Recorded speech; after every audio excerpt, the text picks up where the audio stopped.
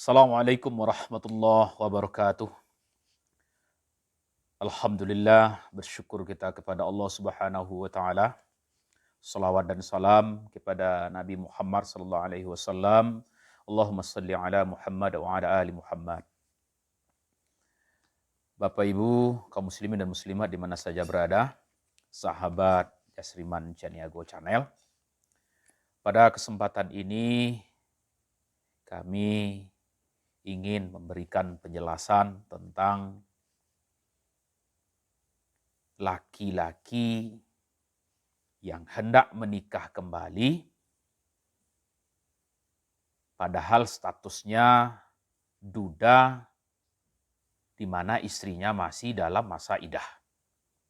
Nah, bagaimana aturannya?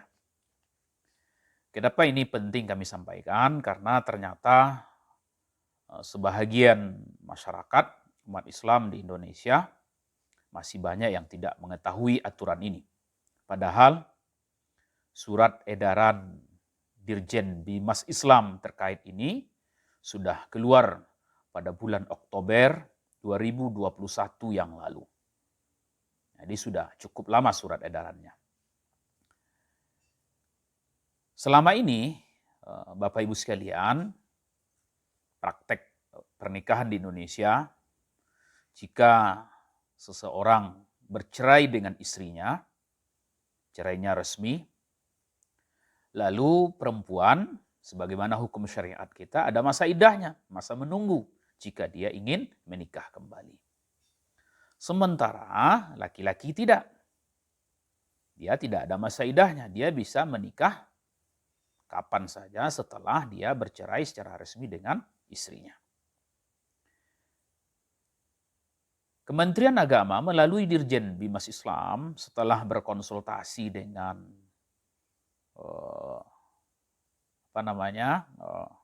Mahkamah Agung dengan jajaran Pengadilan Agama, kemudian membuat edaran, aturan terbaru bahwa seorang laki-laki yang berstatus duda ketika dia hendak menikah dengan wanita lainnya, dia harus menunggu masa idah istrinya habis. Jadi tidak boleh langsung menikah. Jadi menikah di kantor KUA akan dicek dulu apakah dia punya akta cerai atau belum. Ini akan dicek pertama. Dia sudah punya akta cerai, tapi kemudian dilihat masanya sudah berapa lama. Apakah sudah lewat masa idah istrinya? Kalau belum, masa idahnya istrinya belum habis, maka laki-laki tersebut belum bisa melangsungkan pernikahan dengan wanita lain. Tentu kemudian akan ada bertanya, apakah itu sama artinya dengan laki-laki itu juga ada masa idah? Bukan. Bukan laki-laki masa idah. Namun masa idah istrinya yang ditunggu habis. Apa tujuan pemerintah dengan aturan ini? Ini adalah untuk mengantisipasi terjadinya poligami terselubung.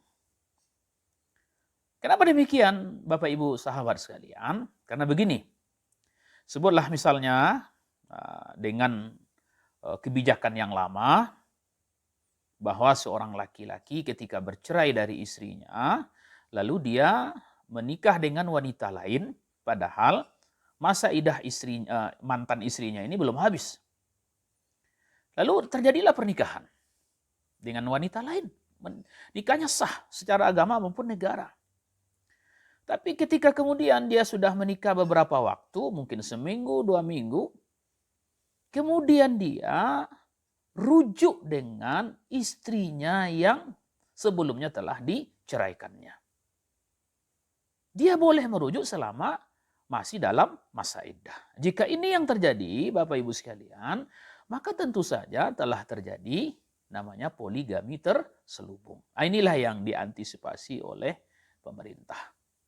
Jadi tujuannya adalah menjaga, melindungi kaum perempuan dari poligami terselubung. Poligami itu tidak dilarang, baik oleh syariat maupun oleh agama. Tapi yang diantisipasi apa? Poligami terselubung. Sebab itu akan merugikan kaum perempuan dan anak-anak. Nah, karena itu Bapak Ibu sekalian, ini perlu diketahui oleh masyarakat luas. Jika bercerai lalu ingin menikah lagi, maka tunggu dulu habis masa iddah istrinya. Karena ini di sejumlah tempat, di sejumlah KUA sudah muncul kasus ada yang protes. Ya, misalnya dia sudah mengajukan sudah masukkan NA ke kantor KUA. Lalu ditanya oleh staf KUA, apakah status Bapak apa? Duda. Apakah Bapak sudah resmi bercerai? Sudah. Akta cerainya gimana? Akta cerainya sudah ada. Nah, ayo diminta. Nah, kata sang calon ini, oh nanti saat screening saya bawa. Ketika saat screening dibawa akta cerainya, ketika dicek ternyata ya berdasarkan hitungan masa iddah mantan istrinya belum habis. Dia masih bisa rujuk kepada istri yang sudah diceraikannya. Nah, ketika disampaikan oleh KUA, ini tidak bisa kami proses. Bapak harus menunggu. Nah, muncul masalah. Kenapa muncul masalah? Karena mungkin dengan istrinya yang baru, calon istrinya yang baru sudah ditentukan hari pernikahannya, sudah ditentukan pestanya, cateringnya sudah dipesan, tendanya sudah dipesan, lain sebagainya. Nah, ini tentu akan bikin masalah.